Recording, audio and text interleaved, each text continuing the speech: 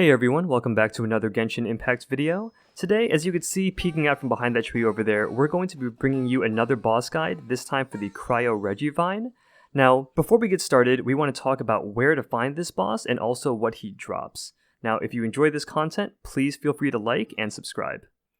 So, you can see him right below the Thousand Winds Temple over here, just come out of Mondstadt and basically go straight to the coast, and you'll eventually find his little lair. He's got no nickname, treasure collection cost is 40 resin as is the standard. This time he's going to be dropping Jade. So he goes from the fragments all the way up to Gemstone, and he has the exclusive drop of the Hoarfrost core here. Now this only drops from level 30 plus Cryovines, so keep that in mind. Now, there's also an assortment of artifacts that you can collect, ranging from the blue rarities up to purple and gold. But don't bet on getting the gold ones because obviously they're pretty rare.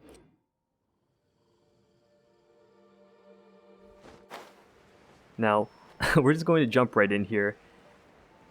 You'll notice at the very beginning of the fight, we're going to be targeting this part of the boss. There's going to be a crystal at its base. And so this is actually something you want to focus on killing, because once you do this, it'll render the boss vulnerable, and then you just get to wail on his head and get a ton of damage out.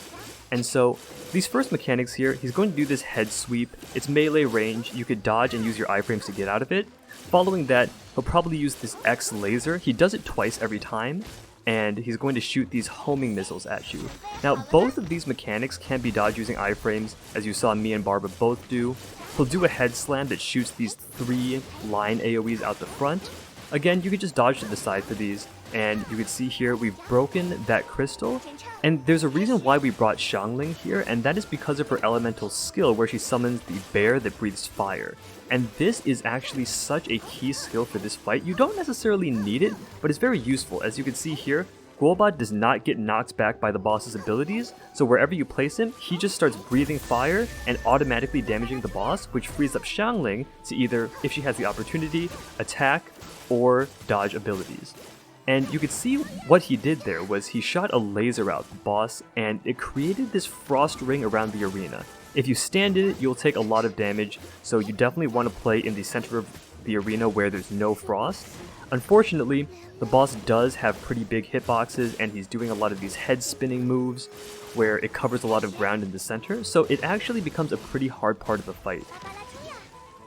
For some of the headbanging mechanics, he'll actually keep his head down on the ground where you can get a little bit of DPS in, but honestly, it's not that much, so just focus on dodging for this part of the fight until you can move on to the next stage.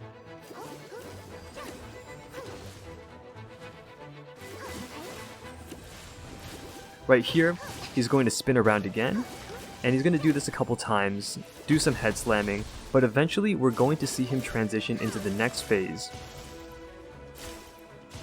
I believe it's right here, yes. Okay, so you can see I put Guobad down. Unfortunately, it was at the cost of my life. And this is actually the Blizzard stage of the fight, where you see Hao is running around here, and he's dodging these icicles that fall from the sky, and they leave little frost puddles behind that do the same damage as the frost that was in the outer ring, so you want to try to avoid this. There's also little ice pockets that'll form on the ground, even if you're not there, and they'll explode, which makes this actually a little challenging to dodge. If you're solo, it should be easier. If you're playing with a friend, then we recommend coordinating to see which direction you run in order to not overlap your frost puddles. So, moving into this next stage of the fight, you can see the crystal is back down at the base here, but it's got a little shield. You can break through this pretty easily. He's going to rotate through these mechanics again, and shoot the homing missiles, do the head slam. These are targeting me, so it gives Hao a little bit of time on Fischl to DPS down the boss, and as you can see here, when he's vulnerable, you can just melt through him. Because the boss is cryo element, if you bring pyro or electro, it's really easy to get elemental combos off and then just shred through the boss during these stages.